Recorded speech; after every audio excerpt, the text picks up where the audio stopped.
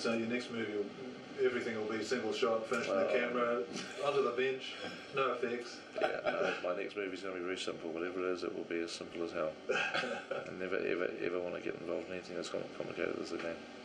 Well, this is going to be the hardest thing I ever do in my life.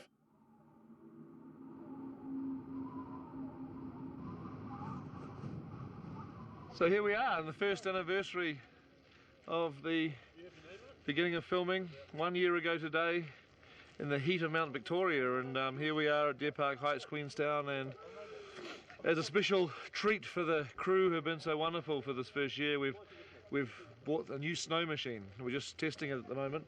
It's quite amazing. It can actually cover several miles, and just one little machine just blasts the snow out, so it's quite effective. But anyway, we'll turn it off and get back to shooting. Thank you.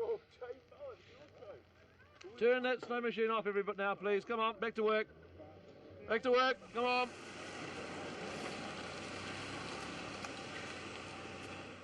"5:30, last day of my shooting of Lord of the Rings, which started in the second or third week of January 2000, 3.5 years ago exactly. And we're in Wellington, capital of New Zealand. It's on the south of the North Island, when the winds can blow. And we came in yesterday thinking it was the last day. Put the makeup on and then was sent home. Same thing may happen today, depending on the weather. I just wanted to let you know that the weather is looking to clear up. And what we may do is go into A stage, start with your shot there, and then move outside once the weather starts to clear away. The day begins at 7 o'clock with breakfast. Nice crispy bacon. Good.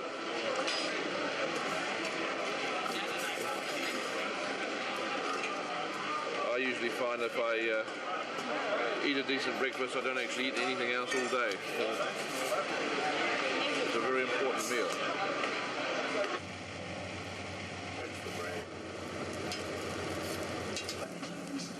It's been going since 5 o'clock. That's how long it takes to make 280 pancakes.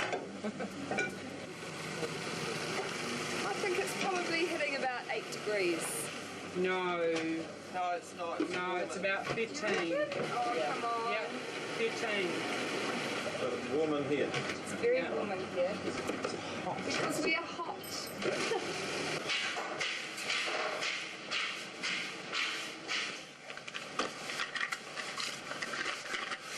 Got my 3D camera and a spare roll of film, so I'm all equipped for the day. And now we're going to basically go to the stage. Good. Carol's away scheduling, trying to produce some rain-free days for Sterica. So I'll be fishing today. Good morning. This is the existing cut. There's Gandalf is up front there. Oh, yes. But unless people actually spot him, Yes, they won't even know, because then we go on and we have see, we have Viggo. You're now up front here. Ah, right. We have Viggo. We have Orly. Orly looks around. Viggo looks around. Another wide. And you obviously kept off me because I wasn't there. Because you wasn't there. So because this is potentially the first scene in the movie, it's important at least to see you riding and looking around. So the sort of shot we want to shoot with you is actually one like that, where you're literally just walking, looking around, a bit ominous, a bit creepy. Oh well, we've got part of a horse. We've got sort of that bit of a horse there. Right, old favourite. Right, steady she goes.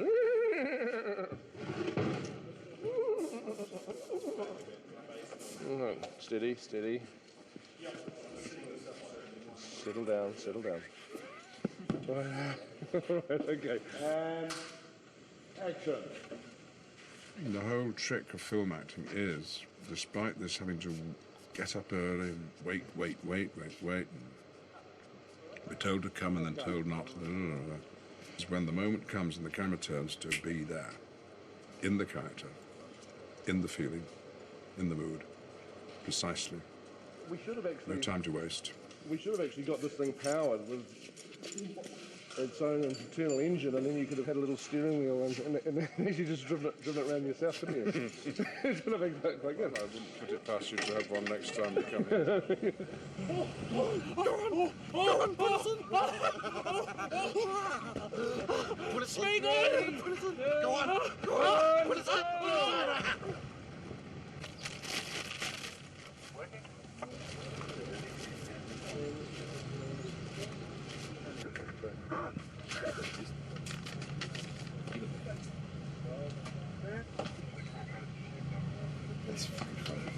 Andy getting on the first? Oh, what? Steve in the boat. We've got a couple of weights down the bottom with a carabiner on them, which we're running a wire through, which comes down and goes to my men over there. And on the count of 3, 2, 1, fall, they'll give them a large ball, enough to pull them into the water. All I've got to do is not fall in. All I've got to do. But jealous, really, not to be doing this. Not quite as trained. And I've heard the eels in there as well. One, go! Don't lose it!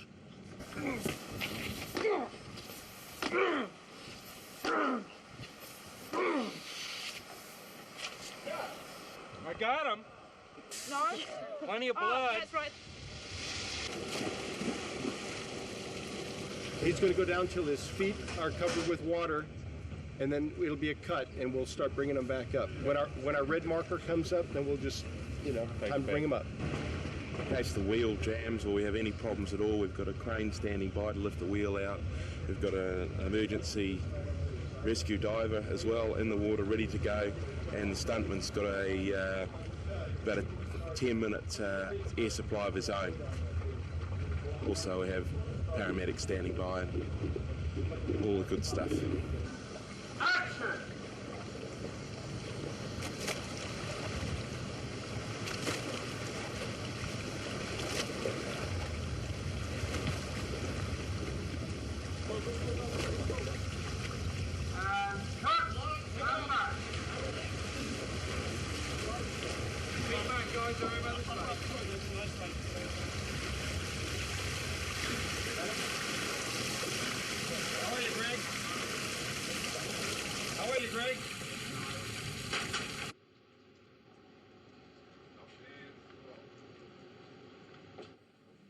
If Christopher Lee hadn't been playing Saruman, we probably would have had the same demise, because it's, it makes sense to have Saruman falling off his tower and landing on something sharp, but the fact that it is Christopher Lee obviously has a significance to us all, and it's quite fun.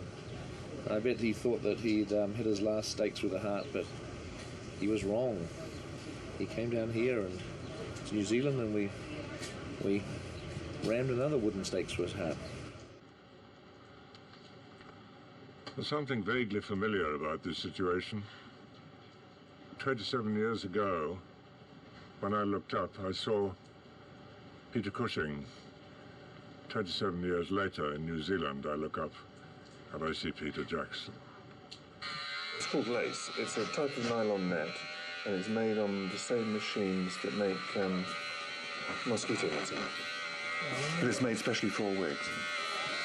They're made to fit absolutely exactly one person, which is why when you're fitting extras, you need loads of them, and they never fit properly, but you can just about fudge it. I could get used to this, actually.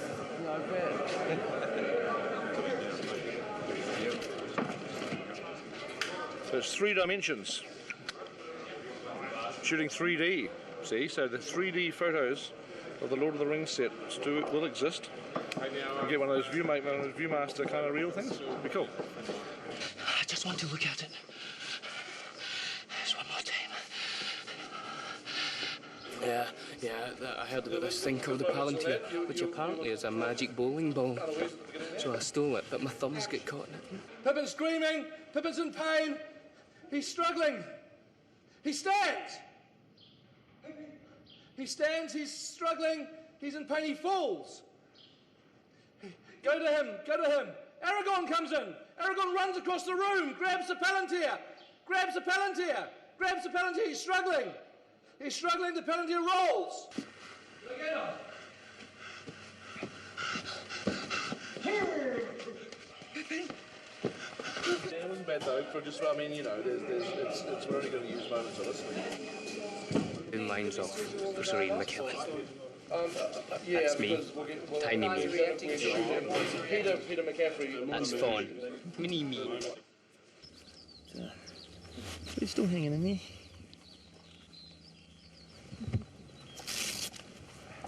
Got him hobbled there. He can't spread his legs out. You got him hobbled. So leg straps on. What? Dummy.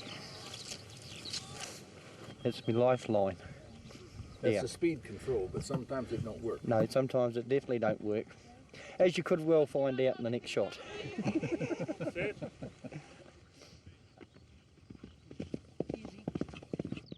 We made it look too easy in the beginning, and the further we've gone, the more difficult it's got, and the more stuff they've thrown on us because we made it look easy in the first place. So it makes it a little difficult. It's not as easy as it looks, and it is a lot more dangerous than it looks.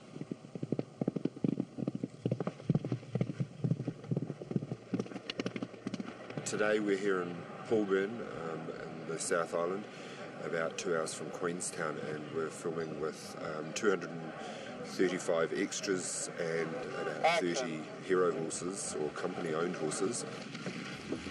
The extra riders with their horses, they actually stay on site, camping in their horse floats or a tent or caravan, whatever accommodation they can bring with them, basically. What we've laid here is probably the longest track in the Southern Hemisphere. It's approximately 150 metres long. It's taken us, about 3 or 4 hours to lay. It's quite a build. Action! What we did is we took some wire out of the fence, we strung it and strained it so that it took the weight of this very heavy crane and 2 drivers.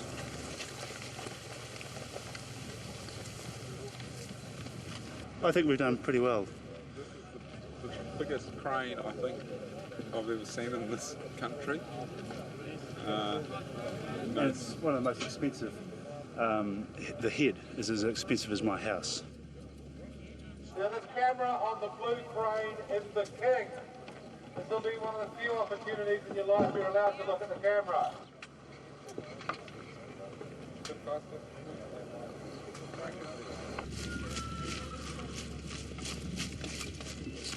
Highly sophisticated transport mode. Very, very big budget mechanical device. Oh. So have you found my film, Brian? I was just going to review with you and see No, if but we got my some lost water film. polo. Oh, your stuff, I've heard about it, yeah. The lost footage. Everybody's lost footage. Yeah. And that was like the whole entire Helm's Deep in 3D, wasn't it? Somebody cleared the table and thought it was rubbish and it got thrown away. She's fighting and they're coming at them, and behind them horses should be close in and wheeling and hacking, and it should just be kind of mayhem.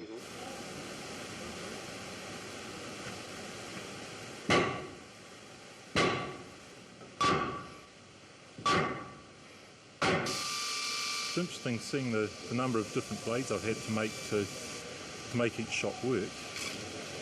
These blades will probably end up getting virtually thrown away at the end of this. Yesterday was such a full-on day with heating the blade that we're now down to our hero sword. So we've got to be very careful on how much we heat it, otherwise we'll end up losing this one as well. Okay, we're ready. And go!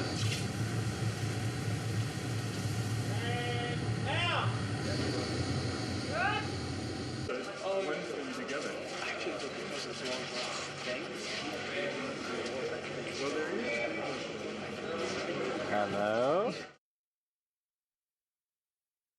I mean, I think what's happened is somebody's just come to clear away the old cups on the table, a unit person, and saw this and thought it was just some discarded old bit of bag. I mean, so we're looking through the skip where everything from yesterday ended up, and I think if it's going to be anywhere, it'll be in the skip. Yeah.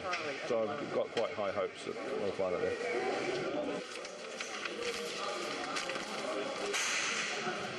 The thing about the basic hero shot would be head in the foreground and then just behind. Looking back, and we might be closing on the head.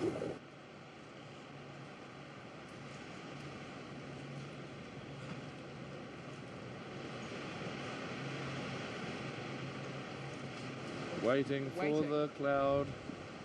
Waiting for the cloud. Yes. No, it's it can be rather distressing at times like this when you're sitting waiting. Sir Edmund Hillary's about to come down for lunch. Hopefully we're going to get him to sign these books, which Peter's bought for Elijah, Sean and myself. Very, very excited. A gift from Peter Jackson. I think he's read Lord of the Rings like 6 times. Has he? Apparently he's a fan of the books. So I'm going to, if he seems amenable to it, I'm going to see if I can get him to sign it. It'd be amazing. Big childhood hero. I was thinking, okay, what's the first thing I'm going to say to the first man who reached the summit and returned from Everest? And I was, so how was it? The view? How was the view? You know? Oh, pretty good, really. Brilliant, brilliant. Actually, would you mind writing that to Gollum? To Gollum? Yeah. This is some. Oh no, this is the refugee leaving one. That's a different one. You want the army leaving one. Oh my God! I haven't seen that.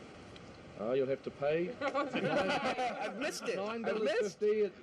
It'll open in two Christmases time. Well, it looks like we've got a problem with the snow machine. The button's jammed and we can't turn it off. It's creating a bit of problem. It's snowing all over Queensland. I think the police are going to come and tell us off. We've got to try and get this machine to shut down.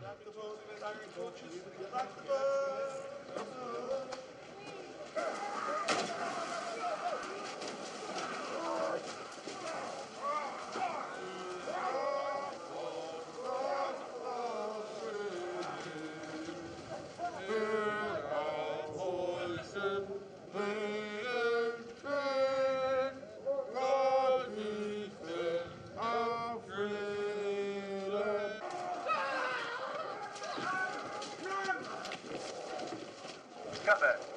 Translate. Yep.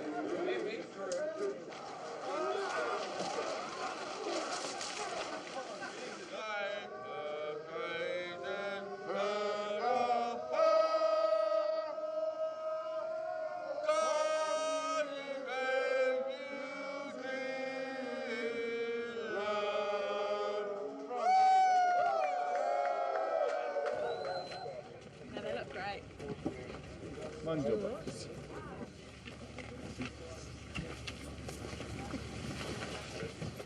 Breathe! Breathe!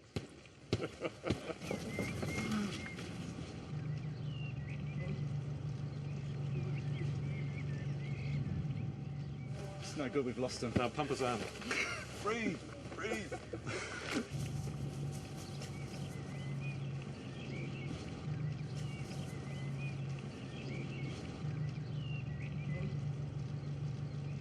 Really, it's not too bad. It's a possibility we should think about for the Dimholt Road. The place that's exactly like this, but 10 times better, is the old Punakaiki Pinnacles.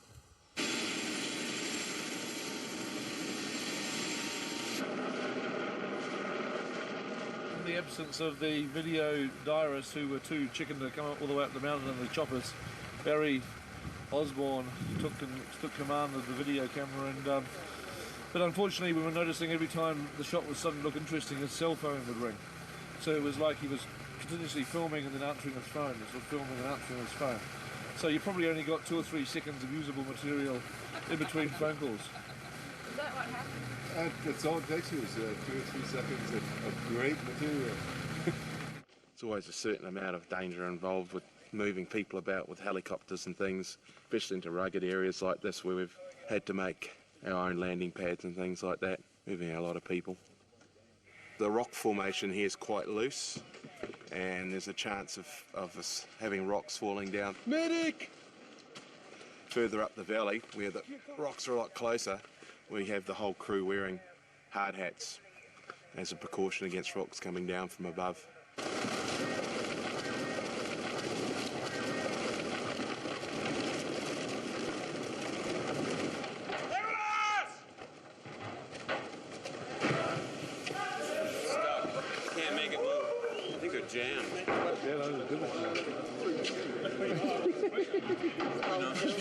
It's pretty cool. There's some good bits here. take this opportunity just to thank the local cemetery department for providing us with the props today. We promise to have them returned by 8 o'clock tonight. All these skulls are moulded off the skull that Richard has. It's like a human being. It's like somebody lived. Over and over. Somebody lived who had no idea when they were alive that they were going to end up being kind of decorating. Their skull was going to decorate this movie. It's pretty weird because it's like they just made 2,000 copies of the same skull. Skull.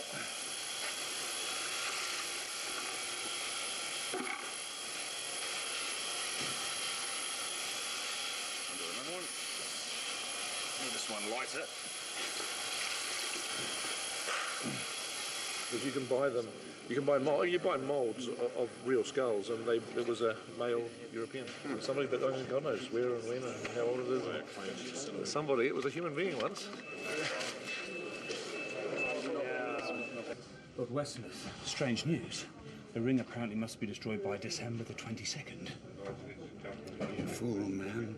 We are yet staggering through the caves.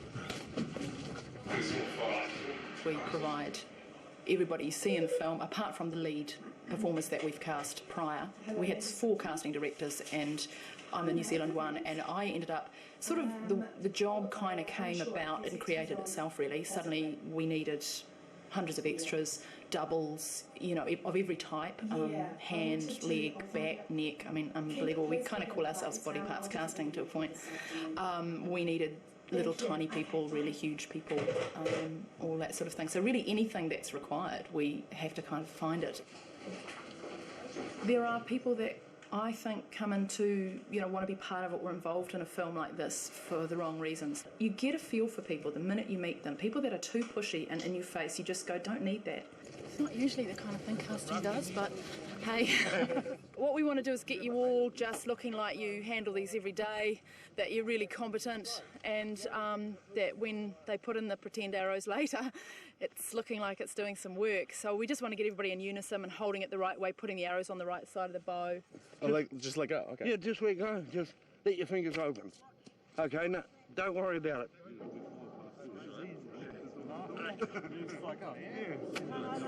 Good.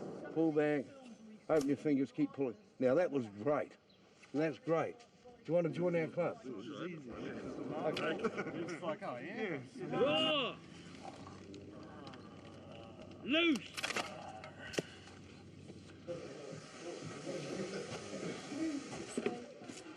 Yeah.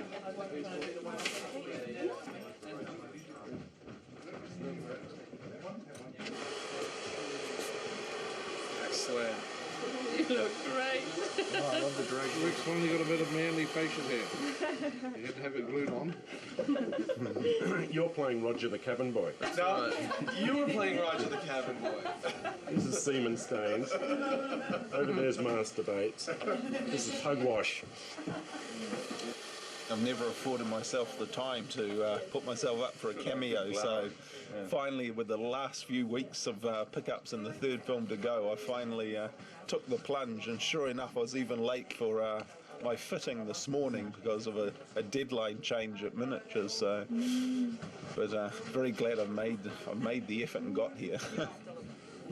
Did you get your own trailer? I demanded one, but I never got one. I think you and I are sharing. There's a portaloo out the back that they've decked out. Amazing how you get in the character, isn't it? You read a headbutt. Well, that's right. It was about the time that the dreads were being glued on my beard that the first thoughts of buggery came into my mind. Who are you to deny us passage? Who is he? Who is he? I tell you who he is. Oh, nasty.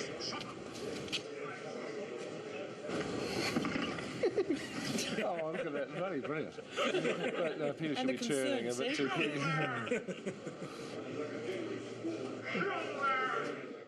We're at the Dry Creek Quarry at Wingate, Naranga Gorge.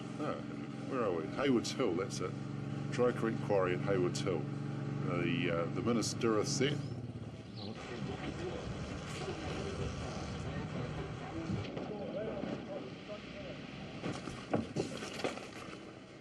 I'd actually half read the book. I sort of got sick of it halfway through. Didn't dig it that much, you know.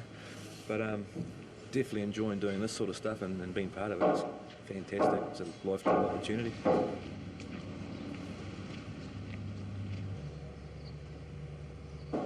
Just been such a rapid transformation with all the structures going up one day, and then it's been clad, instant polystyrene, stone carvers come along, plasterers, painters, and you've got a building.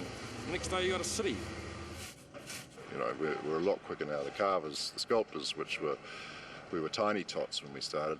We'd never really done it before, so now they're a whole department of their own, and they just go. Psh. And action!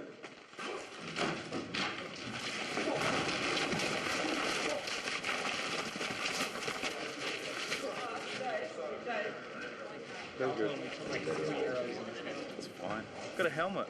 Well, it's a plastic helmet, old boy. It's not legally a legal safety tested thing, is it? It's made of plastic.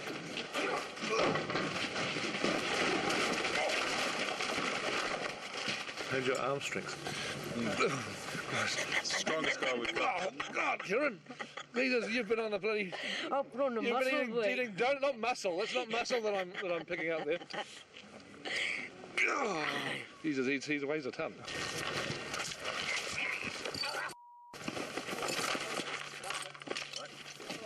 Good job, you got some armour on there. Yes, exactly. Exactly 3 years ago today, May the 23rd, 2000, we were halfway through our shoot. And we had these jackets made. You can sort of see the date there. And it's May the 23rd, 2003, and we're still making the movie. And we've had to celebrate the day, we've asked all the crew to wear these, but I see that not many people have, so there's obviously quite a few of them on eBay. We're going to start rehearsing now. Basil needs to walk through this a couple of times on the horse. Now, he will be walking only, but the rest of you guys should be doing what you're going to do, so that Basil and the horse can get used to it. Back to your pose.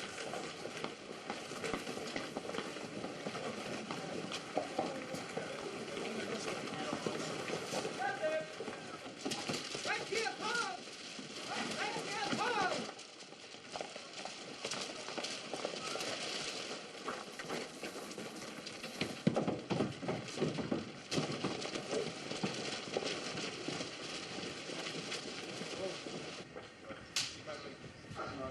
Suddenly these things go flying over.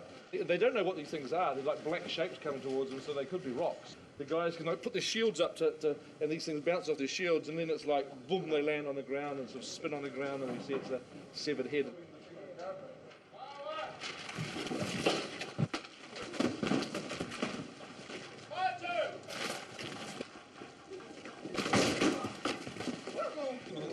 Through the horse. Background action at the beginning for the extras.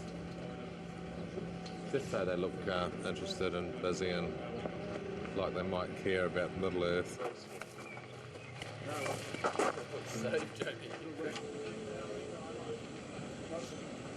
Syrian is having quite a hard time today, even with the sun in. It's like so bright. He's shielding his eyes. I'm trying really hard not to blind him, but I need to get little highlights in there, so it's a bit of a trick. He's just finding the general ambience here really, really bright.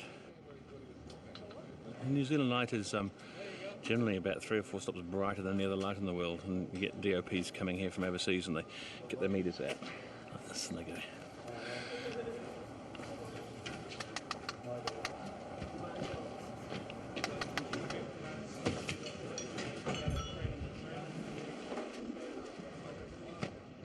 What we're doing here is just going to blow these the parapet once the wall comes down. And what we've done is we've widened deck cord with a couple of little charges in it. The pillars have already been pre-cut, so when the drawbridge drops down and hits the top, we'll blow it. We're just tidying up these spikes. Just when these things explode, there's going to be a bit of block and thing flying around the place. So we're just minimising the amount of projectiles that can come out of the block.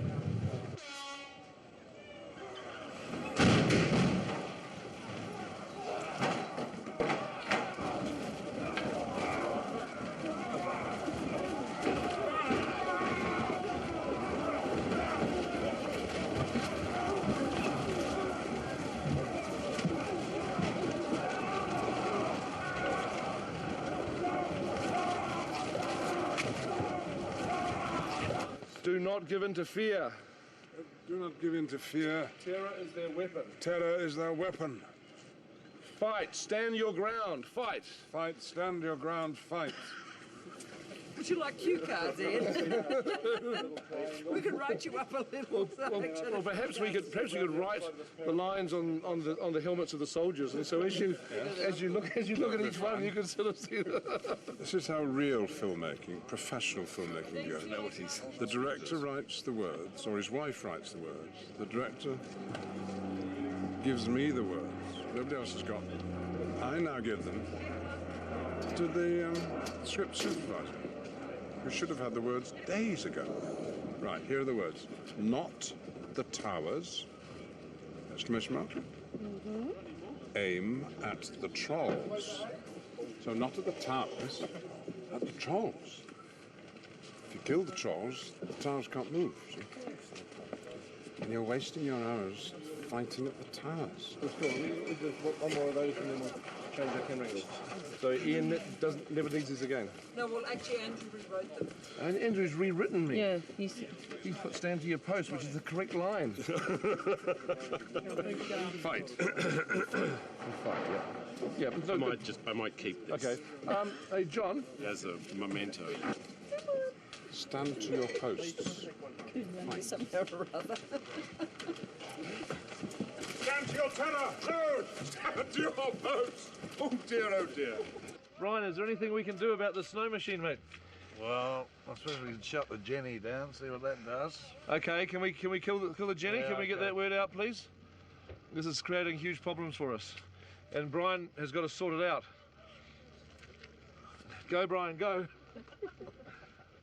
These are not the easiest things to wear. It's quite a technical process getting in, and also, of course, you have to wear the obligatory matching underpants. New technology has arrived. There's no category for this, so we don't know where to put it.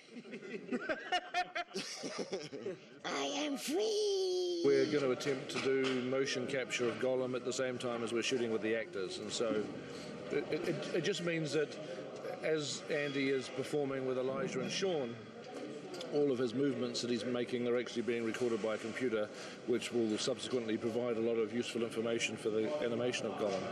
What we've done previously is always just film him and then shoot an empty pass without him, which we're still going to have to do today.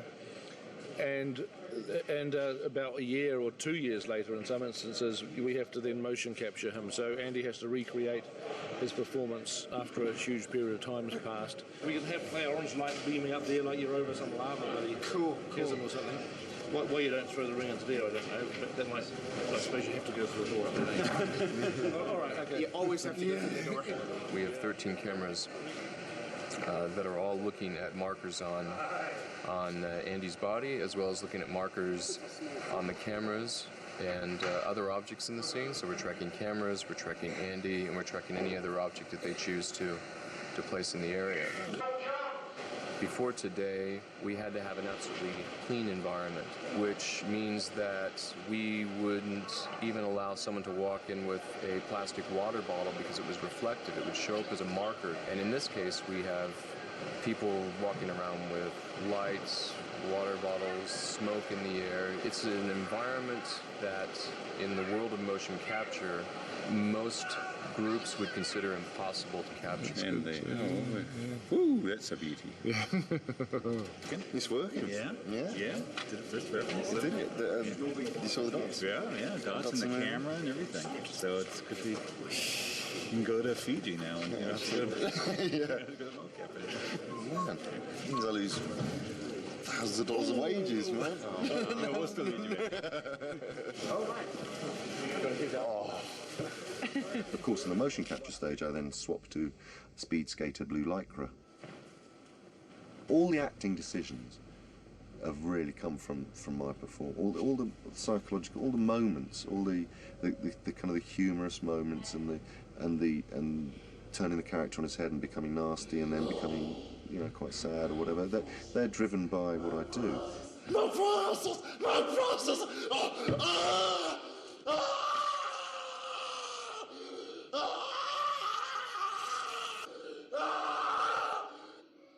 we get our gray-shaded Gollum delivered, well, we import him from the creatures department. They build him. So when we get him, he is just a standard Gollum looking just like this. So then we get him, and we get him into Andy's pose, get the shoulders up, and get everything all ready, and we start at frame 1. And from there we start building, and then we go to frame 2 or 3 whenever Andy's making a gesture change, and we animate that character to what Andy's doing, whatever he's doing. You can see how the dialogue is broken down, and in this scene you can see where he's saying up, up, up, up. This is Smeagol finally getting in his head that they'll lead, Sam and Frodo up the windy stair to Shelob, so Gollum can get the ring. So this has been broken down by editorial. They know where the U comes in and then where the P comes in. So in between these frames here, I know that I need to close his mouth for the hard P shape. What we have here is this is Andy Serkis's performance, and the footage that we get is this angle, a close-up, a side view, and like a medium long shot.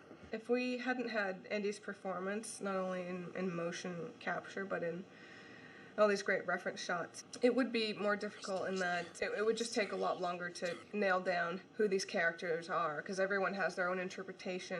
We've all tried to read the books. So we look at this and we animate, and then we come up with this. We lead them to the winding stair. Now I've exaggerated the shoulders at the end to make him look, like he's a little young, like a little young boy getting all excited. See, Andy doesn't do that much. When you're making a character, you're making acting choices, and it's really cool because you're kind of the director and the actor at the same time. Because you have to not only feel it, but you have to be able to look at your own work and go, what's working, what's not working, and kind of keep manipulating it to get it to ultimately work. You can see that we reference him very heavily and get his performance. Then we get the skinned, lit version with hair. To the winding stair. So there you have, pretty much the progression of a shot here at Weta. At the end of the day, it's Peter has to see the shot to say it's done, but there's a few other people just before that have to say, okay, it's time to show it to Peter. This is our best effort. This is what he's asking for. Getting the work shown to those few people in a timely fashion. Yep, well, it's good. I think it's a little late, and I think it's a little subtle.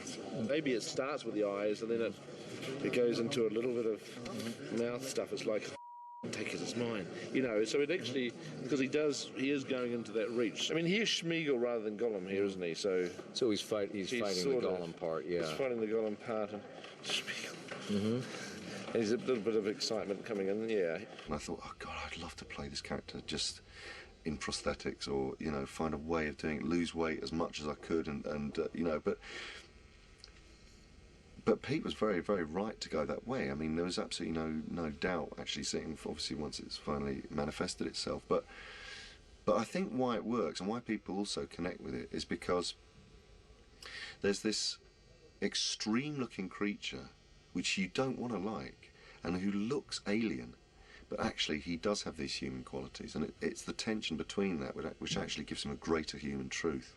We must get the precious. We must get it back.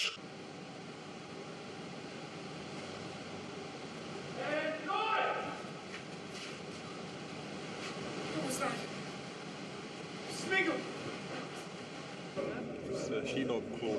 It's chopped off by Frodo. It's probably enough. Final bristle. A little bit of it.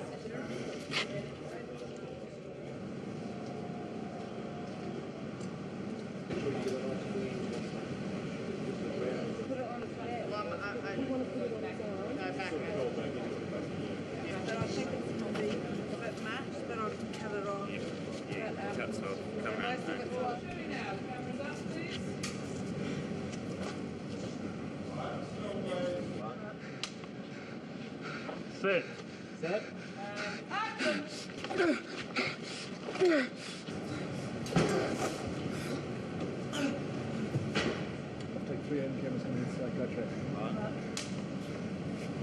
Set.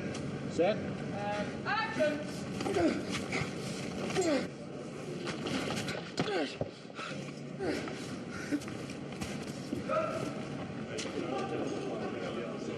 Wet round.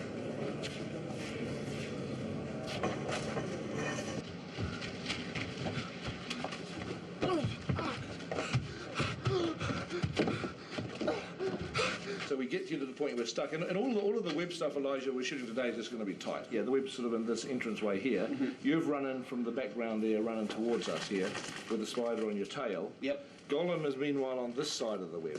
It's that realisation that really that being in this web is a windy stair, what everything was all about. Trouble is, Joe's stuck in there now, so Yeah, we're going to have to do it with Zoe. it's going to take us like 4 We'll just hours do a to get face there. replacement. Zoe is Frodo. She'll do a If she brilliant doesn't job. get eaten by Shelob in the meantime. So, are we ready for Elijah? I remember these days. Slightly wet, this one. I'm making spider's web for Shelob's lair at the moment out of a elastomer that we had developed for us. Heat the stuff up and we put it on a water bath and then stretch it out. It's got an enormous amount of stretch. Not did it to fly. Why does it cry? Caught in the web. Soon you'll be eaten. Help me! We'll come back. Clean up later. Smeagol! Gollum! Help me! Then we'll go through the bones and the empty clothes. Then we'll take the precious for ourselves. What Peter had wanted originally was kind of a National Geographic spider, kind of blown up and gone crazy. I think Pete decided that a tunnel web spider was his number one bad spider in the world. We had lots of spider reference. Unfortunately, spiders are very tiny usually, definitely not this big. And what it's progressed into is something with a lot more kind of anthropomorphic character in the face and stuff. One of the eyes is milky, like there's a cataract in it. It just looks really diseased. There's all these disease clumps all over it. We had some web reference. The web reference was really quick, as you can imagine, a little spider grabbing a cricket or something, but you definitely want to use it to just get where the web's coming out of, what legs they use it with, where they're placing it, and then throw it all away because this spider's, weighs 2 tons. That was the scene where Frodo is struggling through these cliffs, Cirith Ungol, after he's had a showdown with Gollum, and Shelob pops out of a hole and, unbeknownst to him, creeps around and stabs him with her stinger, and he collapses, and she wraps him up in webbing, and then Sam comes along and saves him. Hey, there's a light. Someone's home. This is the shot of Frodo getting spun up in the cocoon, and I'll just scrub through it real quick just to show you what I look at all day. These aren't the nice and beautiful screens that you see in the movie theater, but this is basically what we do. We animate these kind of lower res creatures that are just base, and hand it off to someone else to make them look pretty. One of the rewarding things about the Shelob sequence is that the TDs are working on the shots at the same time the animators are. So we'll do some animation during the day, publish it. The next day, we'll get to see that rendered and lit, and that's really inspiring because you get to see how much the texture adds to her character. Next time we see this, the face will be chattering away. The mouth. Oh, this is not getting the animation? Weta Digital's been going for about 10 years now, and when it first started, there was really only one person, and the managers and the team referred to Weta Digital as the ILM of the South Pacific. That's no joke now. We probably have more processing power than ILM. We've won 2 Oscars in a row, and it's a very exciting time. Looks very agricultural, but in here you have 512 2.2 gigahertz Xeon processors. That's a teraflop of computer processing power. That's larger than the Australian Centre for High Performance Computing. It was built architected, installed and implemented in the space of 3 weeks. The computer room that we have, our fourth computer room, we're adding another 1,176 processors.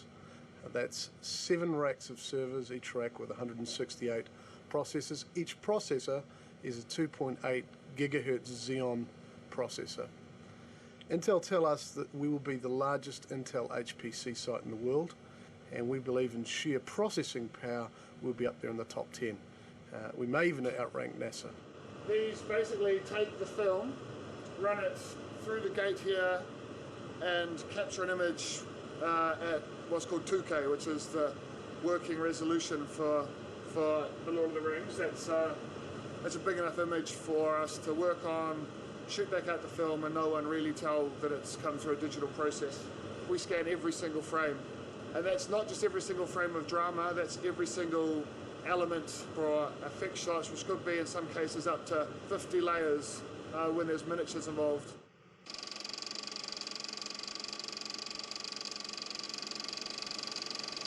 That pretty much is a day's work in miniatures. A lot of the stuff we shoot might only be a few frames long because it's going to be cut out and repositioned and moved around by digital and so on. We always get a few comments about the extremely short rolls that we shoot. We might spend, a whole day shooting 1,000 frames. We colour grade the film. We have various skill sets here. The first thing is to just evolve looks and design how the film actually looks. The lavenders of Lothlorien through to the battle looks, and we really just design how the film looks. We can modify the whole image.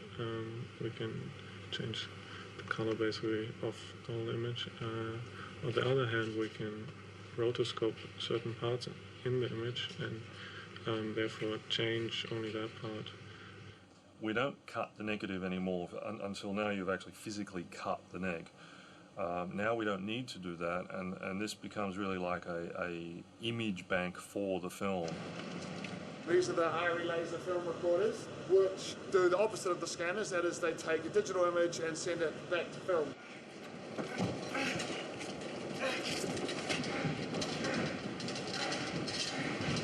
It's good. There's good stuff in there. Good bits. And kick at it! Kick it! Fight it!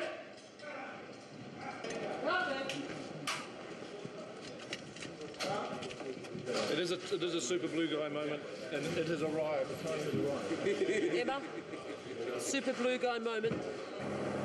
Yeah, okay.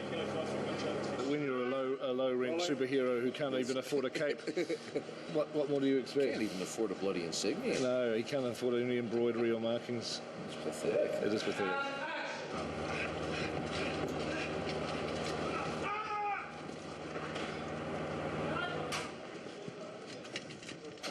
It's bloody hard. It's a stocking. You make stockings out of these. It's like the world's largest condom, ribbed for her pleasure. If it gets in my eyes again, I'm gonna have to hit you. Yeah. Yeah. I understand. I'll wake up from my little reverie and smack your. Hey, Shelob's thing wasn't as bad as I thought it was going to be. Yeah. The thing that's hard is that it's a close-up of the hands, too, so it's like I just went up into Shelob's guts. You did, didn't you? Yeah. Oh, it's that stuff. I don't mind about that stuff. It's just the dirt. You have like dirt on your hands. Like dust and stuff, yeah. So you got something on your fingers? You know what it is? It's because I put my hands down when I'm adjusting my... That's what it is. Don't put your hands down. So you put a little bit of this Shelob gum right in his eyeballs, and he goes from young blue eyes to young green eyes.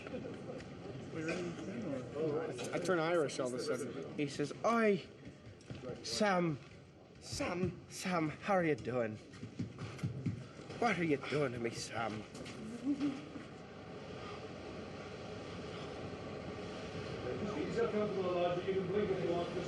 Don't leave me here alone. Don't go where I can't follow. This is a very rare moment that we actually have a tangible tower in the background. It's right there at the Dark Tower. So this is kind of a special this is a special moment. Because normally we have like a sketch that we look at that's literally just a sketch that'll give us a basic idea of what the thing looks like. And now we don't have to use our imagination because there it is. It's lovely.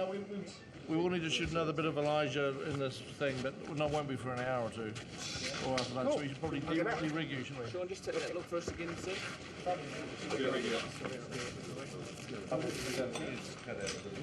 There's somebody lounging around. You know, we're here to work, we're here to shoot a movie. They're sleeping. Look at them. It's like it's a picnic out here. But you can figure out, if you look at what size they are here, like they're, about 4 foot wide here, so if you say those ones up there are 4 foot wide. Bit of excitement, makes it all sort of gets the adrenaline rush happening. Once you see yourself in the mirror, suddenly you feel transformed and hopefully a character takes place. We better go and pick him up. Start to think, wouldn't like to meet him in a dark alley, and suddenly you realise it's yourself you wouldn't like to meet in a dark alley. Oh, we're already here, Steve. You can hold up the shirt, Stephen. Don't hold it up too obviously, but let us see a little bit of this collar part of it, you know? Could we have a hard hat? Hugh Hefner's bed. Well, because he's straddling the hole. Lands is straddling the hole. Mandy's going to stomp on him and force him straight down on the net.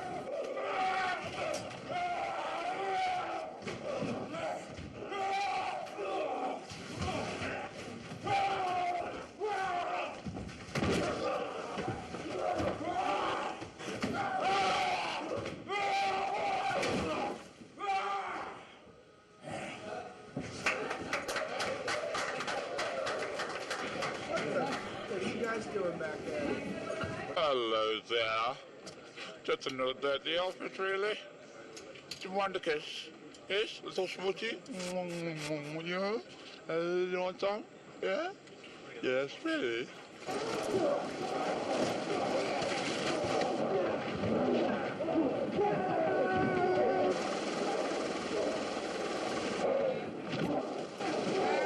See if there's anywhere that you can... He wants me to run across the top of that bridge up there. How do I get up there? Walk around. If you can do it, I can do it. Sorry? What? If you can do it, I can do it. He's learned from the great school of leadership that he won't ask anybody to do something that he's not willing to do. So, if he does it, I gotta do it. Try, man. Sit. And action! This is my favorite set. I think this is the coolest set. I love the stairs. It reminds me of those great old Hollywood movies, you know, Errol Flynn and swashbuckling stuff and coming up the stairs and Three Musketeers. I love it.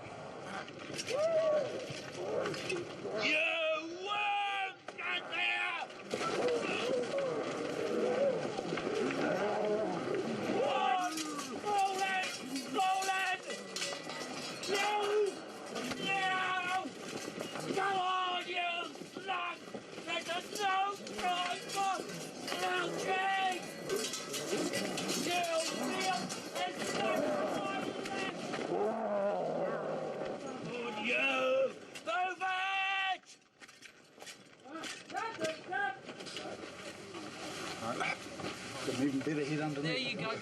One of the things that's a bit weird is the scale of the hobbits. Now, orcs are not huge, so I'm not so worried about that, but when Elijah stands up, he's standing up on this bank here, and he looks pretty enormous. So you feel like misplaced Gulliver after a while.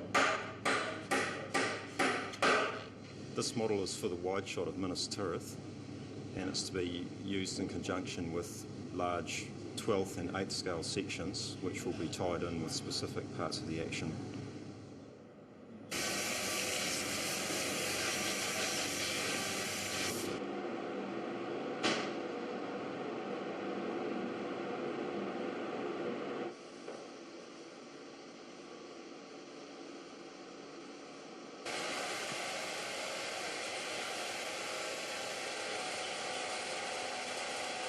This is a 14th scale version of this.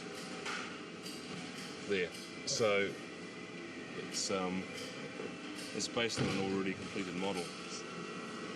but it just has a lot more dressing involved. There's clotheslines and there's kettles and you name it. It's very modular, so pieces that we're getting from various places, we just dress them up. Of course, it'll all be dressed to camera after we're finished, so most of the detail work goes in there. You work to the camera. The stuff that's up close to camera is very, very precise, and then it gradually kind of tapers off into the mist. Then we shoot it in smoke, of course, so it has aerial perspective, so you don't see everything quite so closely. The very first time that Peter saw the miniature set of Minas Tirith, he said, "This is great, but we need to do some shots like Star Wars where we're flying the camera down through the streets." Well, the problem is that this set was built as a long shot set. It was never intended to be shot close up at all. So naturally, here's the result. So here we are flying through the streets with a snorkel lens so we can get right down inside. Every building had to be super detailed because we're looking at them from just fractions of an inch away. And basically what this is the Nazgul is flying between the buildings, knocking people off and terrorizing the whole place. We're flying backwards and he's flying towards us, so we're essentially leading him. Same kind of path, and in fact, and exactly as Peter has used it, he's cut from one to the other. Plus, there's intercut shots of the terror. Well, those are not real soldiers, are they? They are? Well, we just fortunately we found some real Nazgul. We're just lucky. We're lucky that New Zealand is the only country in the world that has real Nazgul. Were those actors playing the soldiers, or were those computerized? Well, some are real and some aren't. Good. Why don't I zap them? Because your batteries are low, and you can't get any double A's in the city anywhere. You've tried every chemist. You've tried every chemist in the Minas Tirith, and they're out of double A batteries. Oh no. Oh, it was a tricky question, but I managed to answer it quite well, didn't I? And this is just preliminary lighting. I believe there's also siege towers and all sorts of other elements that's supposed to go into it. There's also supposed to be clouds coming in, wispy clouds that they go through. Now, by no means is animation the only thing in this shot. There is just about everything in the shot that you can possibly have. There is keyframed animation, there is massive simulation, trebuchets being pulled off towers. You name it, it's there, and it was all hell to do. But this was a real fun one. This is the one where fitting a 747 through some buildings is a pretty tough call. So this doesn't look like as tight a space as it really is, because it's pretty tight. And if we get in here and look at it, this is the actual geometry that I'm flying through, taking this creature through. So getting him to cruise through this stuff was pretty tough. Peter's story and Tolkien's story. That's our only function. And ideally, we would do our jobs and then erase our tracks and disappear. And nobody would know we'd been there. Yeah. He does kill an awful lot of people very quickly. But that's cool. That's what the kids like. I like the idea that you're defending Pippin. It's not gratuitous in the way we normally do things. No. It's actually right. it is you're defending Pippin, which is actually great. It's a great. Isn't Steve great at this? He's quite fit, isn't he, Gandhi? Yeah. Well, I think when he needs to be. I think anybody's fit when they're defending somebody that they care about.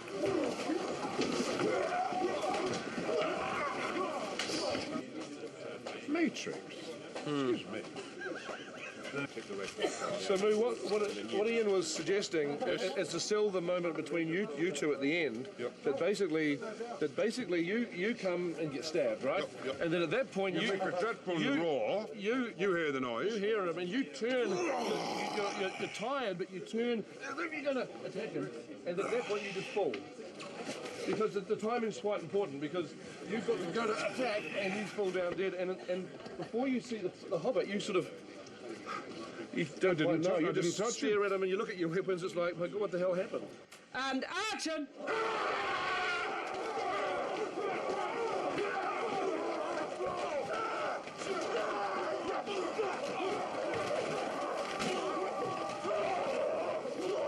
There's certain things that you'll never see Gandalf practicing. You never see him keeping fit. Do you? Who cuts his hair? These are the things I worry about. Where does he buy his clothes? Yeah, where does all that white? Lovely. And who washes it for him? Who washes that lovely hair for him? I never see him down the pool. Bill Wiggles, wouldn't it? I should think. The elf. He knows a thing or two about blonde hair. Try to put braids in it for you, I should think. Go that way, but ponytail. Leave it, legless. Leave it.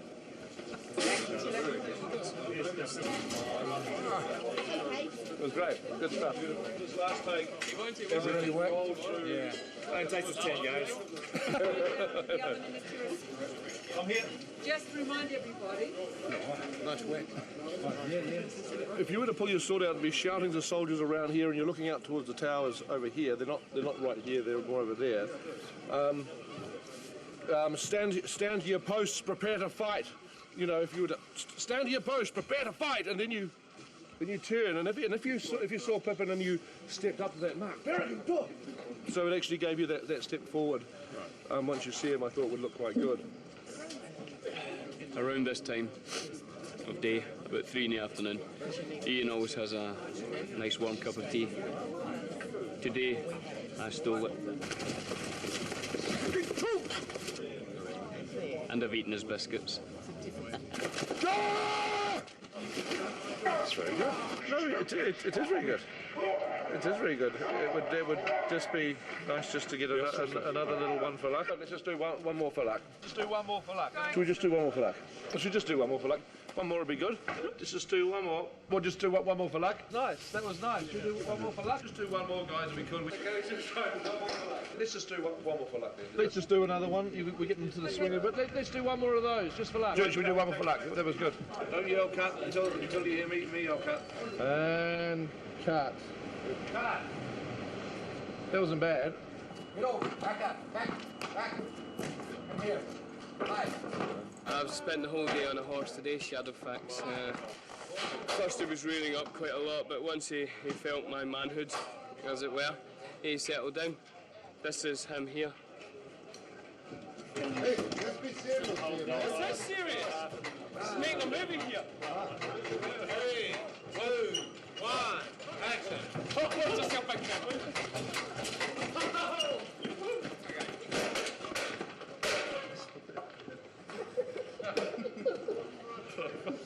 I think he's broke a leg. Shoot the bastard. As you can see, I've removed his legs and head because he was misbehaving. Anyway, shows your kind of person I am. Goodbye. Hello.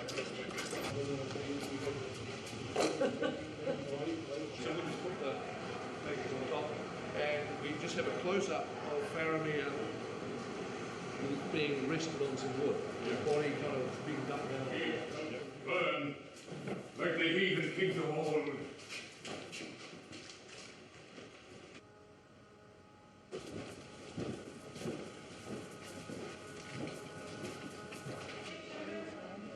Today I'm operating myself. Well, I'm operating Pippin, who is fawn today. And it's great fun. A strange thing they don't know, but a flick of a switch, and I can actually make fawn take off. What's this? Whoa, and there she goes. What a cracker. And whoa! Watch yourself there, Peter. Nice piece of flying. The only thing is landing. Not so good at that. Here she comes. Oh! Sorry, man. Did you notice the Fawn's face moving there? There was some fantastic face movement. Right, okay. I think the operator was very good. I wonder who it was. We should get you wired up, you see, with electrodes so you could move. Yeah, I could do it myself. I'm drunk again, I'm afraid, Eric. Oh, I'm so sorry, Bill. Point me to the camera. Right this way, sir. Look down there. Yes, Enjoy your life. Thank you. Excellent. Ready when you are.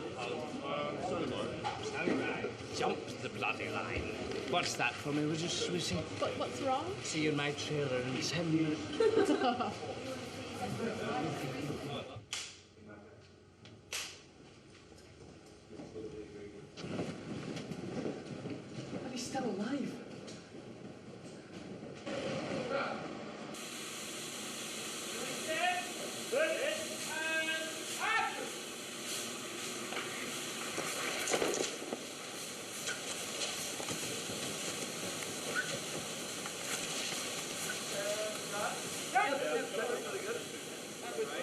Okay.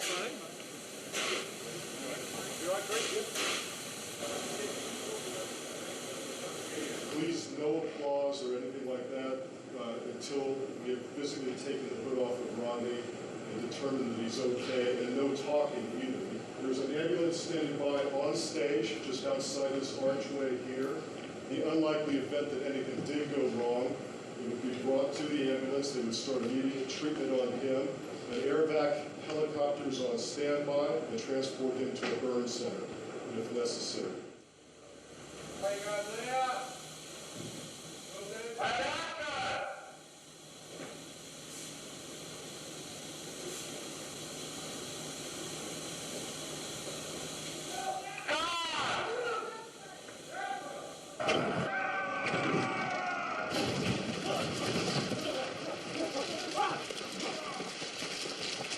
Here we are, flat out at the Health and Safety Department.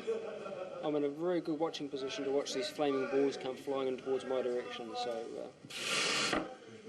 and I've got CO2 here just in case.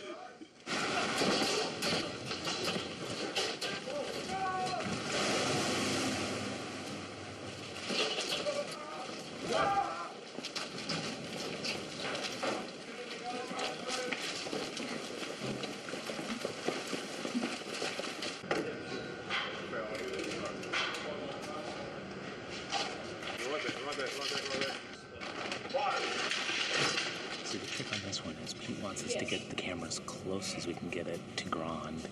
The camera guys are a little worried because we don't want to like smash the lens with it, the elbow of Grand. So but I'll be fighting to get it closer and closer, and they'll be pushing me back. So it'll be a nice tug of war here.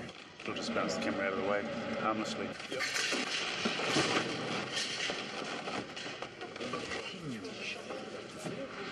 All the pieces have codes on them, so we can match the appropriate pieces back together again. All the front hero stuff will match reasonably well, but all the mass in the back, it doesn't matter. It's debris by the time we see it.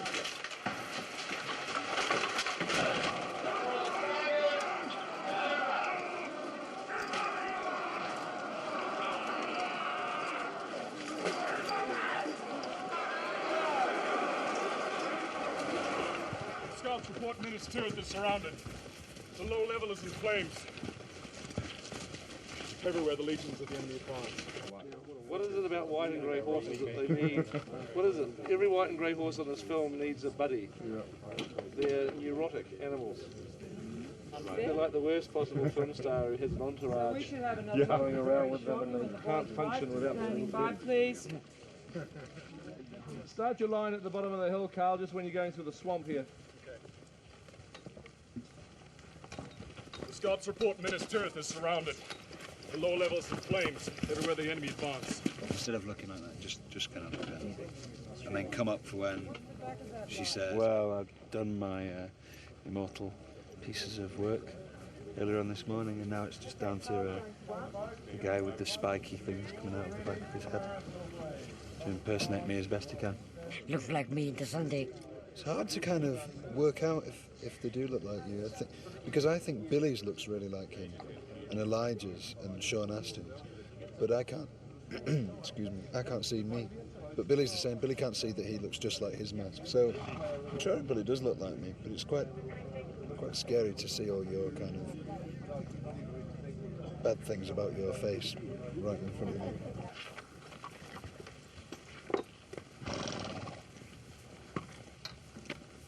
To battle. Okay, and that's when everybody will ride out. Standing by to shoot!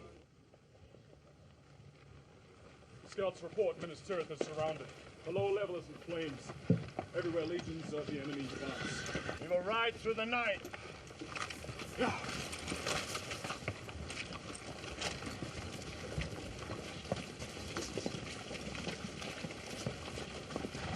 To battle. This provides me with the body that I require. It sends electrical currents into my stomach just to keep it firm, because I do have a tendency to overeat slightly. So 3,000 volts of electricity every 7.5 minutes, and by the end of the day I look like Bruce Lee. It's fantastic. sat in a meeting 3.5 years ago with Peter Jackson, and he talked at length about the cavalry charge of the Rohan across the Pelennor fields attacking the Orcs as they sieged Minas Tirith, and the words that he described are now being lived out behind me here at Twizel on location in this incredible countryside. Exactly the vision that he delivered to us on that day has come to fruition as 250 horses in full Rohan armour with their riders plated and shining and their spears in attack position are ready to take on the Orcs, and with the CG enhancement of a further 6,000 behind them, it's incredible that so much time can pass, but without fault, here we are seeing exactly as he described it all those years ago. One of the big spectacular scenes from the whole trilogy, really, and the final scene is going to involve 6,000 horses charging, which we will be using computer-generated horses to give us the 6,000, but here today we've got about 250 for doing what you call close-ups, although obviously 250 horses is not really a close shot. It's going to be lovely and wide, and they'll be able to fill the frame. There's been very few films probably that have ever shot horse charges with 250 horses. It does look like a lot of horses. It's a great visual sight to see rank upon rank of these Rohan riders.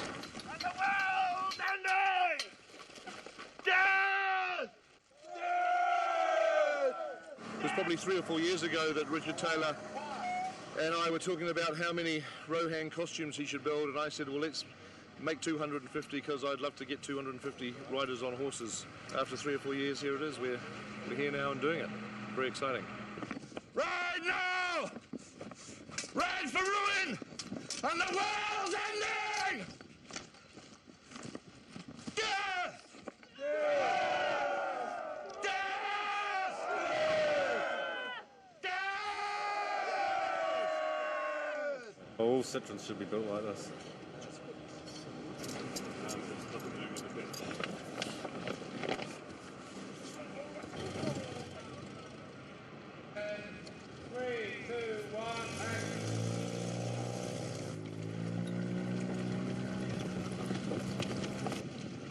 Able to go again, would like to go again. It's important that they look back. There's a monocle bearing down on them.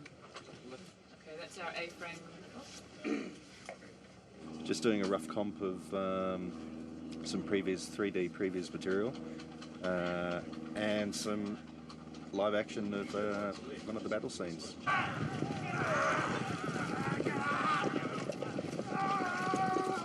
To create Pelennor Fields, we started really early on with Alan Lee, and Alan came in and we sat and actually created the 3D environment for Pelennor Fields.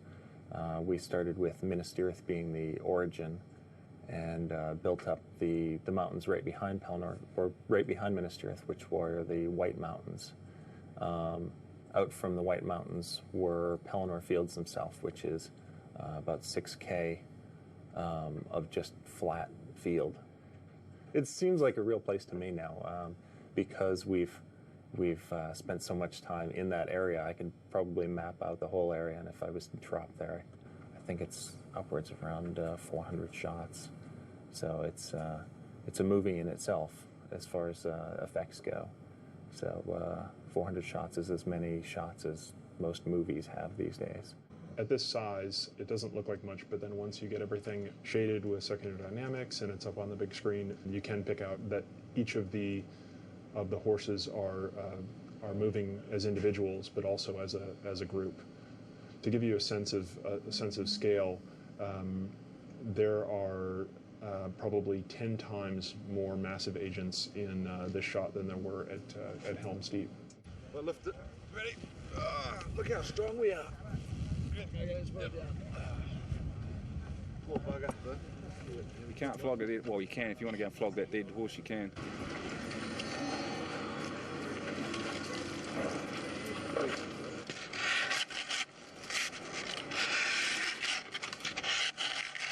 Apparently they eat horse steaks in Europe.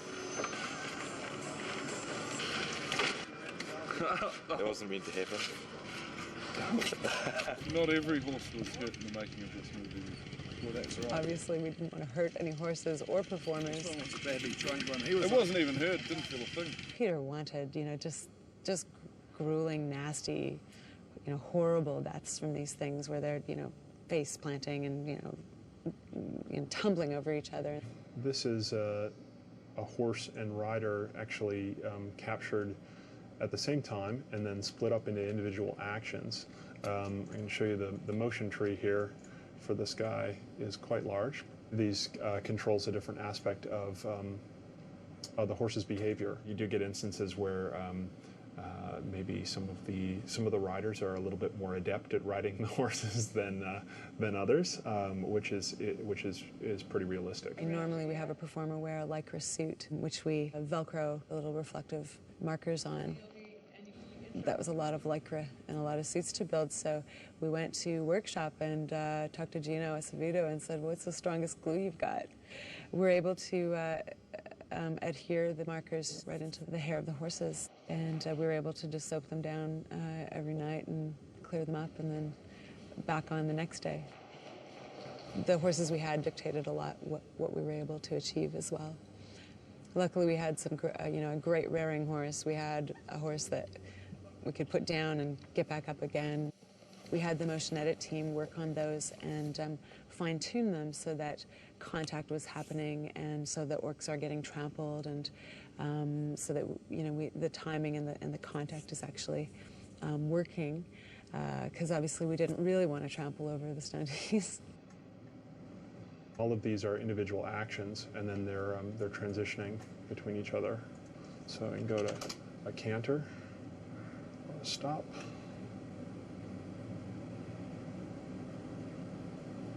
I'm responsible for producing what we term the creature rig, which is the high-res asset that the horse motion gets put onto. That's kind of my job. You have to work sort of anatomically, but at the same time break a bunch of rules about how that stuff works. You're working with surfaces that hook up and behave like normal muscles, so you have to anticipate where those things are going to bulge under the skin and how they react to world forces. Here's the sequence in a fairly rudimentary form, and what I'm working on here is just getting the riders and horses here looking correct in space and matching with the camera. I've put in a first layer of arrows volleying down, and after that I'll go ahead and render it, still with just very simple shaders, just to get an idea of how the riders are looking with motion blur and also the arrows. Lighting the horses and riders, just gelling them into the scene, trying to match the lighting of the live action riders. It's also good for me to reference this and see where maybe the animation could do with a bit more work. Rotoscoping is separating images from the background plate in order to layer things in behind, so it's masking. So this shot is a charge, battle charge, and there's going to be CG characters colliding. So if there were no mats, no rotoscoping, the CG characters would just overlay these horses here. So what we have to do is draw a line around every single one of these horses, and the compositor will take the plate, apply the mat, apply the CG, and then they will layer in as they're supposed to and actually fill in all the gaps. Somebody who's familiar with digi-doubles can probably tell which ones are and which ones aren't, but it's gotten to a point where it's pretty difficult now. This guy's not real, this guy isn't either, and a couple of them in the background, and the one that gets, basically all of them that get hit.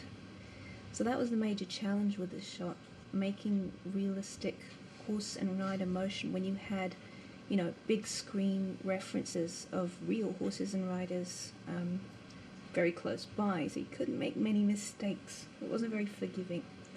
Animation has done a really good job of making those look pretty nasty. The keyframe animation on film 2 was amazing, but this took it to a whole nother level. Hopefully, in the end, it'll be difficult to tell where, you know, the line between our real horses and the digital ones ends, but I guess when you look at it in those terms, the bottom line is if it's a horse that's getting killed, then it's a digital one, because we've tried to avoid, obviously, hurting any real horses. We've squeezed everyone's pets, every animal at every zoo we can possibly find, and voila. The Mama Kill charge was the next big challenge for us. In this movie, they really come in. They're a big part of the thing that I've had to storyboard, even right back on Brain Dead, especially back on Brain Dead. But it's always been something that I've just thought, oh man, that is going too far. And generally, it's the thing people who talk about the films love. The idea here was to seamlessly blend between real Legolas and digital Legolas, which happens about right here, just before he mounts the tusk. And so, we had to be quite careful in matching textures and getting the shaders to behave exactly as Orlando's costume behaved. We have plates where we photograph Orlando Bloom against a blue screen, and he has to do impossible things that you could never have a real actor do. The idea here is Legolas is supposed to be standing on the front leg of a Mama Kill, jumping to the back leg of a Mama Kill. We're trying to figure out how we can get this to work. And this is what we ended up with. So you can see it's quite a bit different. Really, the only thing we preserved from the blue screen was a few frames of Legolas's face, which we attached to the digital actor in a few key places, and the rest of it was reanimated entirely.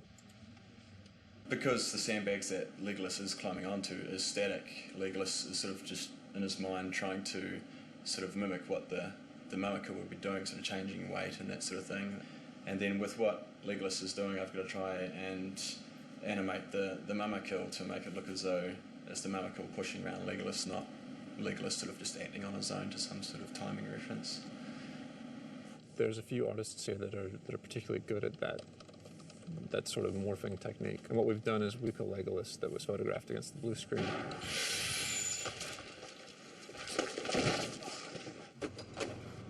It was said we couldn't do it. We sort of, banged it around with figures and things, and everyone said, no, it's just too difficult. Richard, being who Richard is, said, yes, of course we can do it. We can do anything. So about 6 people carved it for about 6 weeks. When I was sculpting the elephant, originally I did the maquette and, sculpting with a small tool, just a fine pointed thing, and then doing the bigger one using bigger tools. Of course, different substances make a difference too, because I've been sculpting in plasticine and Sculpey. The one that's in the studio is being sculpted out of polyfoam. It's like expanding foam, and that's got to be carved with like knives, blades, and saws, and sandpaper and grinders. And you see, we're now using big power tools like saber saws and angle grinders to sculpt with. It's interesting. We did a whole lot of experiments trying to figure out how to achieve this sort of glorious sort of skin texture. Had a fairly fun session trying out all different things and spraying foam and pushing sand and then spraying foam in a very fine mist at quite a steep angle, so it built up on the sand, which has also made it very, very hard. So you can climb around on the surface even though there's a very thin layer of foam in places. You can actually climb around all over it, as we have to do. There was a lightweight steel structure, just sort of as a starting skeleton, just basically cubes of steel which are all bolted together, and it comes into 11 pieces. So we had 11 40-foot trucks which we loaded all on using cranes and stuff in Miramar at Weta, where we built it, and in convoy brought them all out here. So anyone who was in the middle of Wellington City on about 4 o'clock, so Thursday afternoon, would have looked up to see a giant ear or a giant tusk or a giant leg or 4 giant legs sailing past on these trucks. Apparently several people saw it. It was very funny. Lots of people crying, just spending some time in the city, and an elephant went past in pieces. Found it! What? It's Where? found! Is it? Found! Whereabouts? Carl just told me it was in the script. It's on its way over. In the skip. They have found it? Yeah. Oh, thank God for that. Yay! Great. Wow, it's going to be a good day today. I can feel it. Oh, that's good. That's a relief. It's good. A couple of rolls of 3D film from the set that. Yeah, no, we thought it was in the skip. Found in the skip. Oh, excellent work. There you go. You see them? You want to? Excellent work. Hey, on Monday, wasn't there really put them in the mummy Someone was cleaning up his table and didn't realise it looked like garbage. Yeah. Oh, look at this one here. Look at that one there in 3D. Oh, that's cool. That'll be all right. There we go. How deep? Lower than egg. Do you want to be on the helmet lying at any particular angle, Peter? Do I land first and the horse lands on top of me? Is that the idea? Well, you and the horse are going to cartwheel, and I think at some point you separate. Yes, and you land, and the horse kind of comes out. Yeah, Okay. Yeah, jump here and then over the top of the horse. So that you shouldn't have your hand down anywhere here because her foot will be kind of. It should be running On this bit? Yeah. Because I can feel this bit. Right on me. How's that? No, that's fine. No, she'll land right there. There's two things. One is a side step, just to get out of the way of the jaws, and secondly is the motion of chopping it. Like you don't have to be chopping it the split second that you're jumping out of the way. You've got actually quite a bit of time. So really, one is just without any thought to chopping its head off. You're just jumping out of the way of the thing, and then you see its neck right in front of you exposed, and you think, right, I'm going to take this, take its head off. Yeah. Begone, Lord of Carrion! Do not come between the Nazgul and his prey. Head rears back. 1, 2, and strike!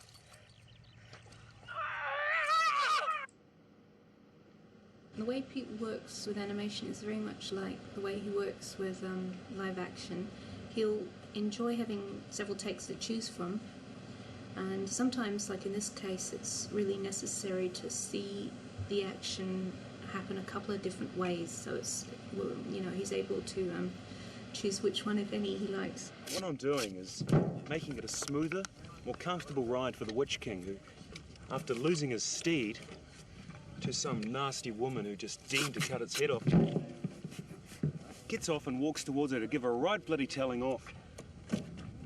So, to try and ease his mood, to try and make it easier for him to wander on forward, I'm going to carpet his wander down, which hopefully should go a long way to cheering him up. After that, we might make him a nice cup of tea. And so with great pomp and ceremony, the carpet goes on. Just taking the generator that you...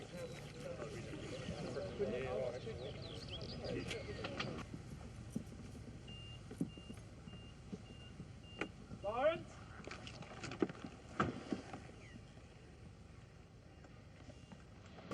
And we'll use the real ball and chain. He won't be swinging it. It'll just be a shot of him rising, holding it. Lawrence is using this stand-in stick, which we have marked up, where we can track the actual movement of it.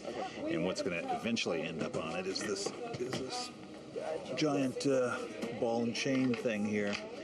And obviously the reason that we use this instead of the original prop is because he's swinging this around, and Miranda, you know, it's obviously a safety issue. Up to lunch, folks. Yeah. Right. Yeah. Half hour, so if I was you, I'd hurry along. Oh, Andrew? Yeah.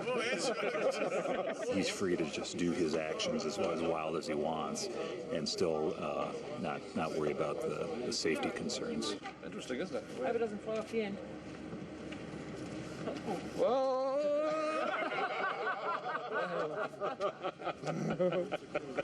Bad news. You see, it's a cheat provided by the lovely Joe, Let's just stick it on, shall who helps me in many ways. And action!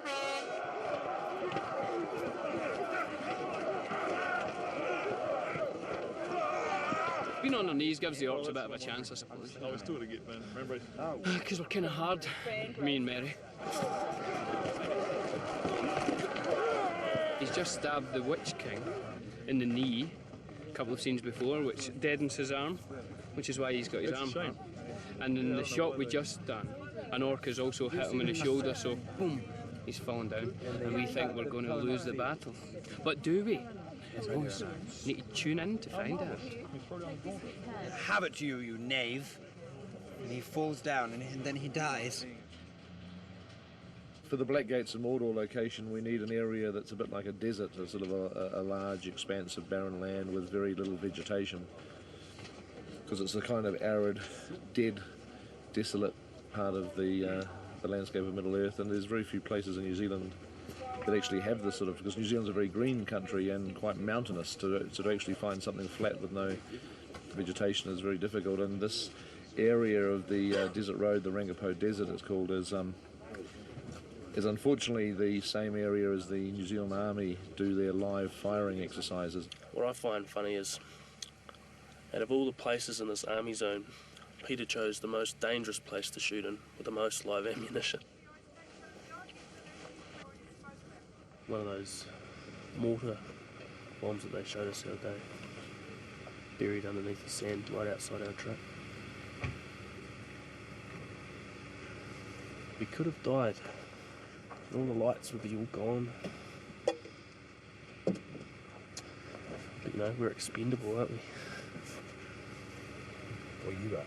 The army had to do like 3 sweeps through this area, removing unexploded bombs and mines and mortar bombs and various things before they'd even allow us to come in and shoot. But they've been very good about cleaning it up for us, so we're able to come in. With all these horses around this sort of landscape, we should be shooting a spaghetti western at the weekends. What weekend? What weekend? Yeah, we don't have any weekend. That's right. Damn it, working too hard. Myself and my partner Tanya, we're not proud to say clock up a regular 100-hour working week as we have done for about 3.5 years. We've had a couple of days off since Christmas, for about 4 months ago. So it certainly takes its toll. But fortunately, everything has its gains, and the product that we see in the rushes gives us the inspiration and the energy to keep going, so we'll tick on regardless. Let the Lord of the Black Land come forth! The free peoples of Middle-earth demand he come forth! He's basically dead. He's one of the living dead, I think. I think that's what it is. The halflings release. Gondor and all its lands shall pay tribute to Mordor. I've never been so submerged in costume, makeup and masks, etc., as I have been in this. Go to this guy in the hotel. But underneath it all, you can still perform. So anyway, there was no answer.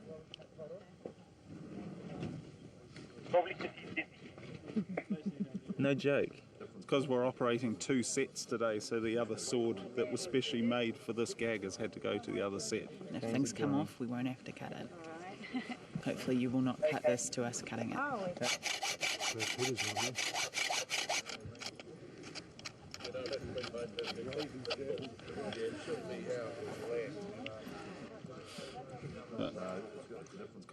As swordsmith would have our heads.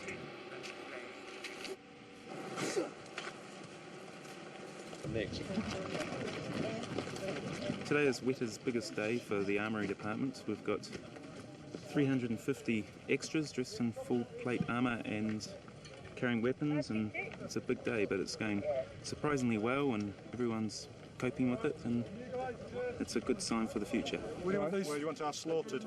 The Army's involvement here is we provide a number of extras to supplement the manning for the casting here, and also we provide a bit of land for the filming. Front pretty thin.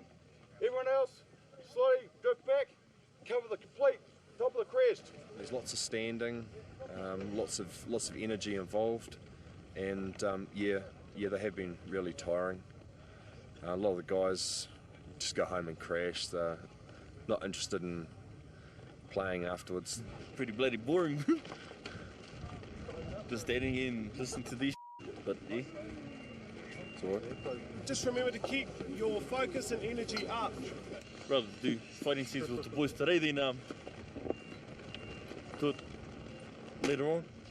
We want to keep it the same, continuous, which is what continuity stands for. Hope we get paid. Do we get paid for this? Stand your ground, he says! We're looking up at him.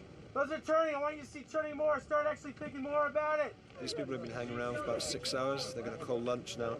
Lunch is just behind you.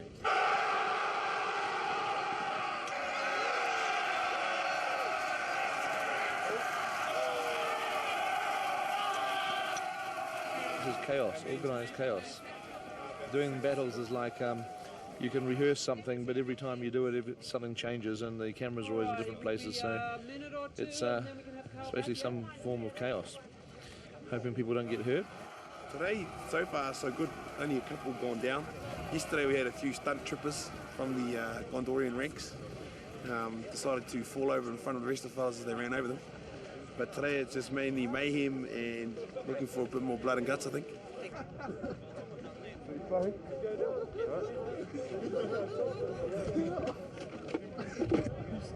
Glad you find it funny.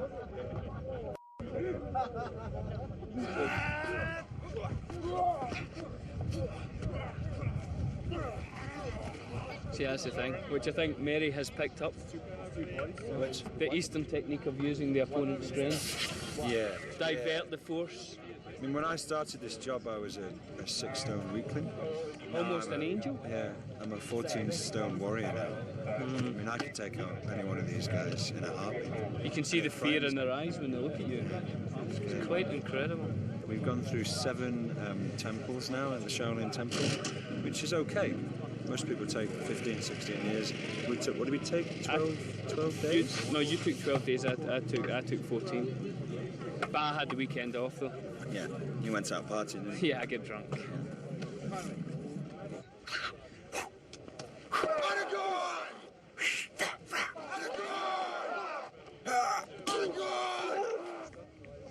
You're working with stuntmen who you don't want to injure, so you've got to be composed and controlled. And so that, you want to get the moves in right, you want to sell it to the camera, you want it to be real, and you want to show the strength that the character has in that situation and the skill that he has.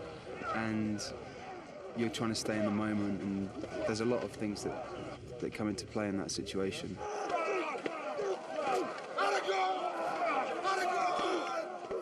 Just in case he takes a stray blow, they're padding up as well because they're getting right in amongst the action.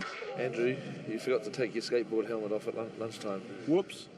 After your skateboarding finished, you just forgot to take the gear off. Has it saved you at all from... Absolutely. From serious plastic surgery. So you've taken a few knocks. Well, I think some serious plastic surgery wouldn't actually go amiss, to be quite honest. Don't actually hit his arm, because what you should do is just slice past it, because then we can just chop it off. Because if your sword blade actually stops, we kind of can't do the follow through on the computer.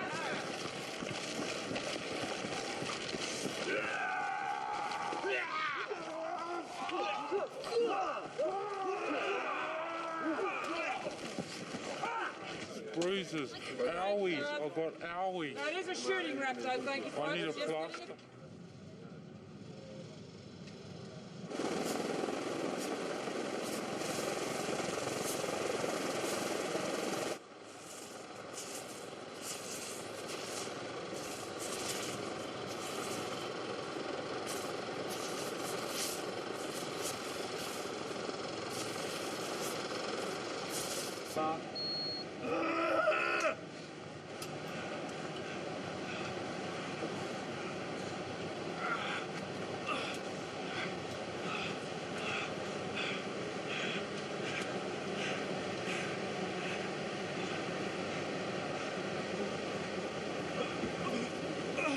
When on top of a volcano performing stunts, it accesses a different part of the cerebral cortex and the gluteus maximus.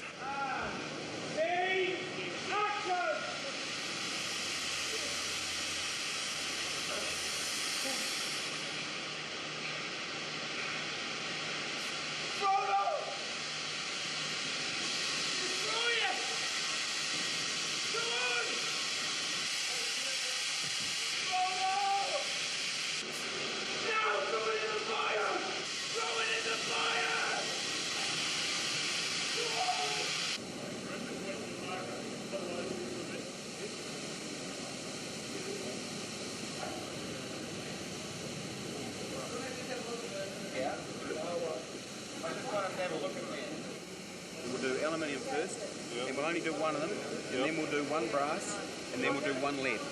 We do a bit of scraping.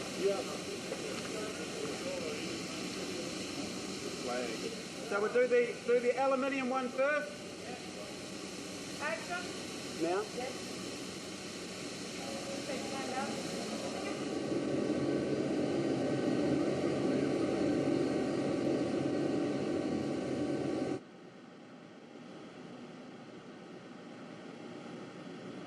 So that's like a shockwave that goes through and destabilizes the tower. And as we pan back up, we pan back onto Sauron's eye at the top, looking all mean and angry. Sauron's eye goes nova and the tower begins to come apart. Now, in this test, there's only 100 moving pieces simulated and the tower is not being destroyed now, whereas in the final, all of this will be coming apart. It's a difficult one, whether to do an effect like this with miniatures or with CG. However, how far a piece of debris will go out of the tower sideways compared to how far it will go down, it creates an arc, and the shape of that arc will dictate the scale of the object. If things go out more, then the object they detonated was a smaller scale and shot at a higher speed. So, in order to make the arc look remotely believable, I think we figured we had to make a 6-story miniature. On top of that, we also have to make it out of a form of cookie dough in order to get it to crumble correctly. So that is one big biscuit.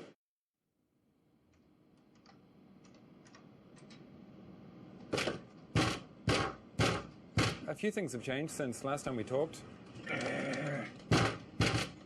On top of the destruction of Barad-dûr, we are now spending a good portion of the time at the Black Gates, watching the ground open up and the gates fall into the ground and thousands of orcs being swallowed by the earth itself. This shot was kind of a late addition, and we did have the challenge of getting it in at the end of the schedule, but still that there's so much going on and that we had to develop in a very short period of time. But luckily there had been work on the Barad-dûr crumbling before us, and they were doing good work on that, so we were able to grab a lot of the techniques and apply it to what we were doing, because there's a lot of similar things going on. This is one of the Black Gate shots. Basically, what we're trying to achieve here is the ground is crumbling apart, and eventually this will be covered with tens of thousands of orcs. And as it's breaking away, we have the bits of the gate that are going to be falling in, and then the 2 towers on the side, which start to break up as well.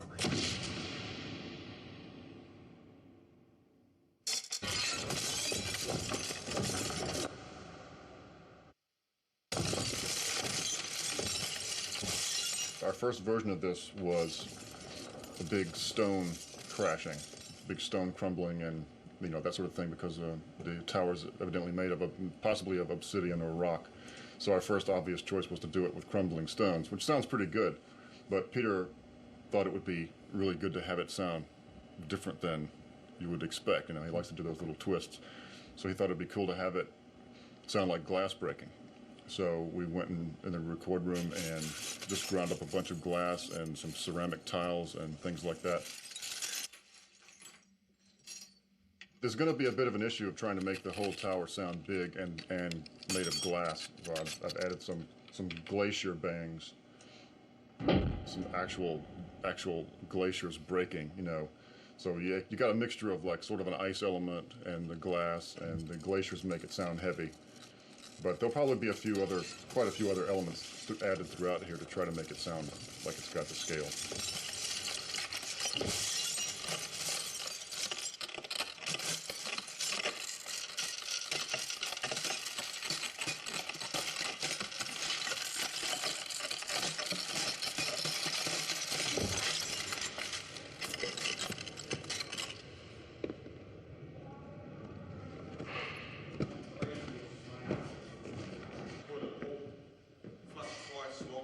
This dump tank we've built up on top here is for allowing the lava to run down the table, and when we pull the levers, it allows the lava to flow.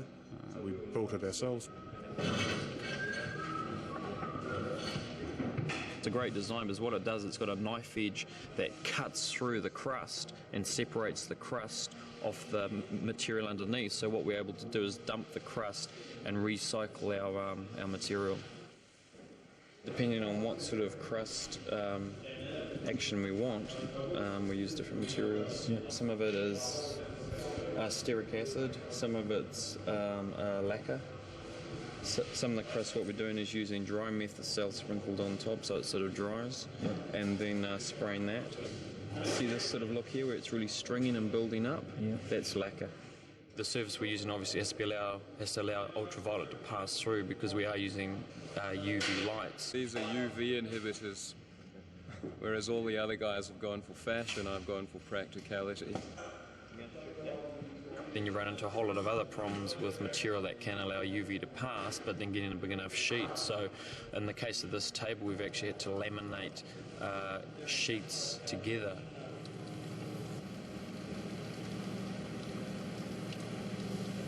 We've calculated there's about nearly 900 kilos, getting close to a ton of material on the table at any one time.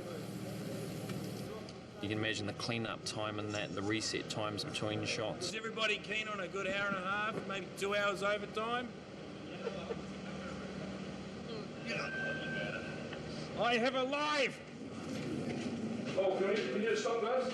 We just need to go and show you something from the colour. If you could just stay tensed up right there, don't do anything.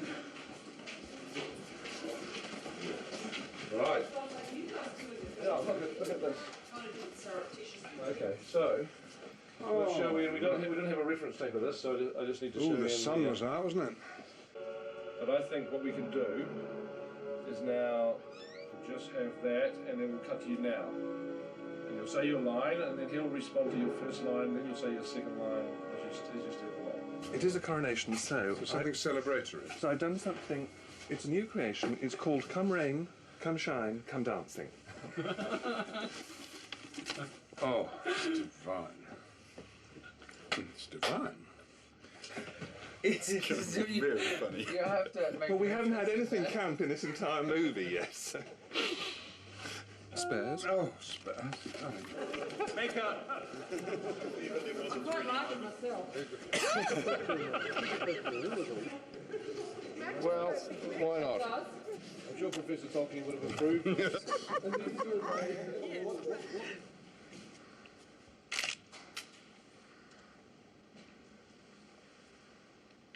Now come the days of the Queen. Till time enter the blessed. It's lovely.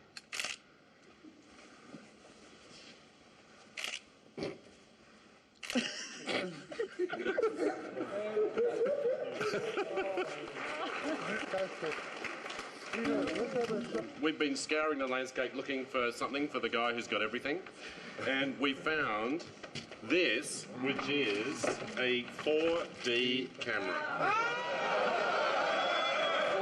And Peter, if you would just like to step down here on the next step, I will take the first photograph. Please. Does it squirt water? No. Okay, you ready? Okay, and...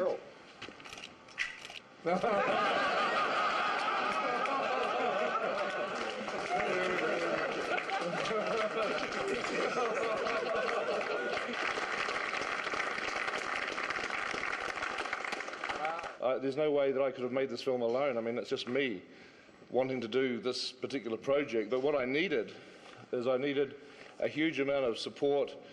I needed people that had never worked on a film this size before, which was sort of all of us, really, to step up and to meet the challenge. And you certainly did, every single one of you. And you should all feel so incredibly proud, because there wouldn't be any film project in the world that anybody could conceive of that you people couldn't just make, because you've been involved in like what I'm sure is the most complicated film production ever. You've done incredible work, and you know, it's you folk that should feel incredibly proud of yourselves. So thank you all very, very much.